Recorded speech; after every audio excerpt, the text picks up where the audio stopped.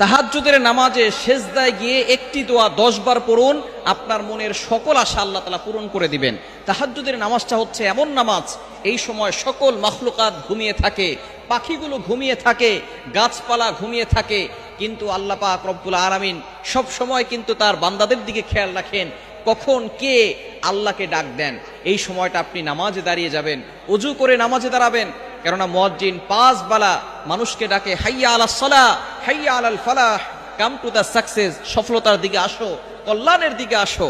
সুতরাং আপনি অবশ্যই একটা বেলা আছে যেই সময় আল্লাহ তাআলা নিজে বান্দাদেরকে ডাকতে থাকেন, সেটা হচ্ছে এই তাহাজ্জুদের সময়, রাতের শেষ অংশ।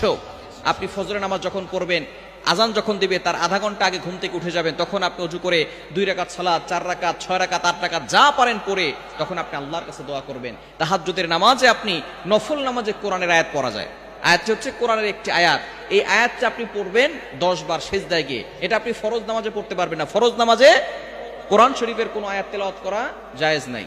আপনি এটা নফল নামাজে পড়বেন, তাহাজ্জুদ নামাজ যেহেতু নফল নামাজ, এই সময় আপনি লম্বা নামাজ পড়বেন এবং আপনার কাকুতি মিনতিগুলো আল্লাহর কাছে বলবেন, কেননা এই সময় আল্লাহ তাআলা নিজে প্রথম আসমানে এসে বান্দাদেরকে ডাকেন। বুখারী শরীফের হাদিস, আল্লাহ পাক রব্বুল আলামিন নিজে প্রথম আসমানে এসে বান্দাদেরকে ডাকতে থাকেন, ও আমার বান্দারা কার কি লাগবে আমি আল্লাহর কাছে চাও। বিপদে পড়ে গেছো বান্দা, অভাবে পড়ে গেছো, আমি আল্লাহর কাছে বলো, অভাব দূর করে দেব। বিপদে পড়ে গেছো, আমি আল্লাহর কাছে বলো, সাহায্যের ব্যবস্থা করব।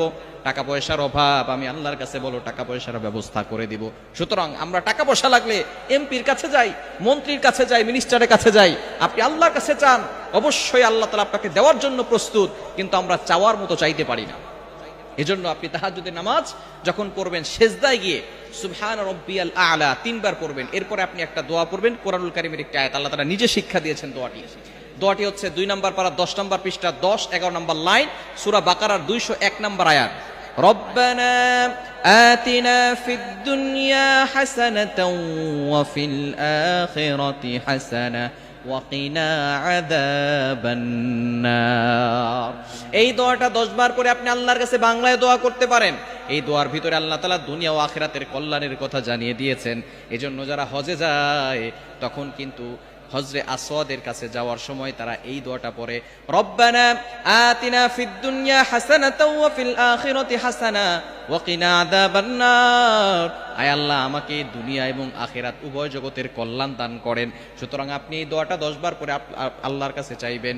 আপনি বিপদে পড়ে গেছেন, অভাব দূর হচ্ছে না, অনেকের ভিসা হয় না, অনেকের মেয়ের বিয়ে হচ্ছে না, অনেকের সন্তান কথা শোনে না, যত ধরনের সমস্যাগুলো আছে সব সমস্যার কথা আপনি আল্লাহর কাছে বলবেন। এই সময় যদি আপনি আল্লাহর কাছে দোয়া করেন, আল্লাহ তাআলা আপনার সকল দোয়াগুলো কবুল করবেন এবং মনের যত